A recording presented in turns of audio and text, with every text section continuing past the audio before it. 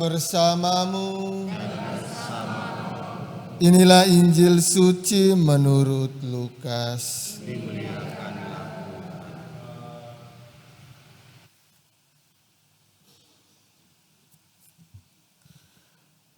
Ketika genap waktu pentahiran menurut hukum Taurat Musa, Maria dan Yusuf membawa anak Yesus ke Yerusalem untuk menyerahkannya kepada Tuhan, seperti ada tertulis dalam hukum Tuhan.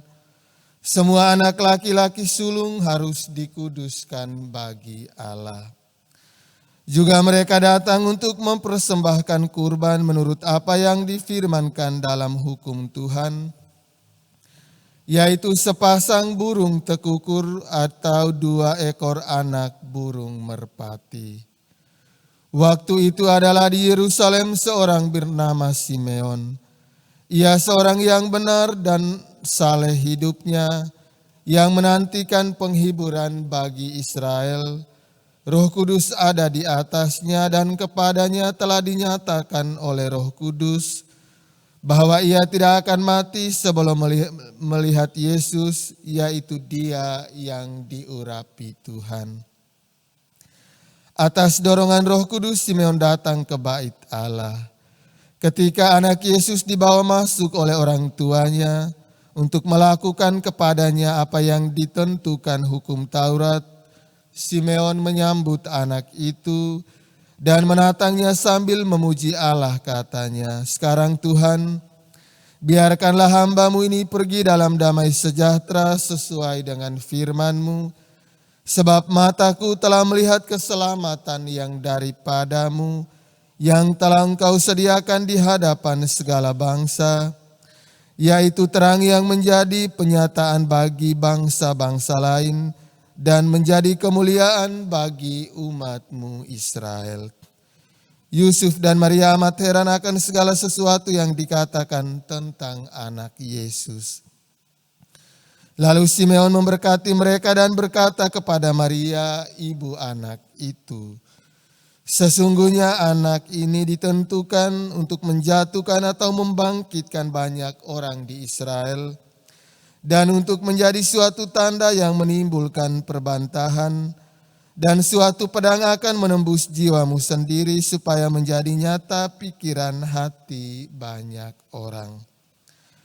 Ada juga di situ seorang nabi perempuan anak Fanuel dari suku Asyir, namanya Hana. Ia sudah sangat lanjut umurnya. Sesudah menikah ia hidup 7 tahun bersama suaminya dan sekarang ia sudah janda berumur 84 tahun. Ia tidak pernah meninggalkan bait Allah dan siang malam beribadah dengan berpuasa dan berdoa. Pada saat anak Yesus dipersembahkan di bait Allah, Hana pun datang ke bait Allah dan bersyukur kepada Allah, serta berbicara tentang anak Yesus kepada semua orang yang menantikan kelepasan untuk Yerusalem. Setelah menyelesaikan semua yang harus dilakukan menurut hukum Tuhan, kembalilah Maria dan Yusuf serta anak Yesus ke kota kediamannya, yaitu Nazaret di Galilea. Anak itu bertambah besar dan menjadi kuat, penuh hikmat, dan kasih karunia Allah ada padanya. Demikianlah sabda Tuhan. Dan pujilah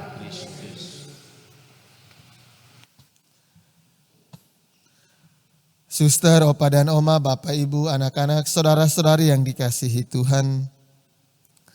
Ketika Yusuf dan Maria mempersembahkan Yesus di bait Allah, dan ketika Simeon menerima anak Yesus itu, dia berkata, "Ya Tuhan, perkenankanlah sekarang hamba-Mu berpulang dalam damai sejahtera menurut sabda-Mu."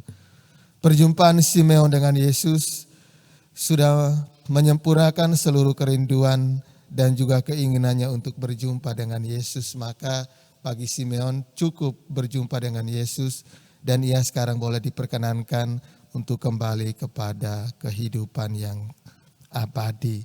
Maka perjumpaan dengan Yesus itu adalah perjumpaan yang sangat membahagiakan dan menyenangkan. Dan pagi hari ini kita semua pun hadir untuk berjumpa dengan Yesus dalam Ekaristi Kudus pagi ini. Dan itu terjadi karena dorongan Roh Kudus. Roh Kudus menggerakkan hati kita masing-masing untuk berjumpa dengan Yesus lewat Ekaristi Kudus, dan juga kita lanjutkan dengan adorasi nanti. Kita menyiapkan hati dan batin kita untuk menyambut Tuhan.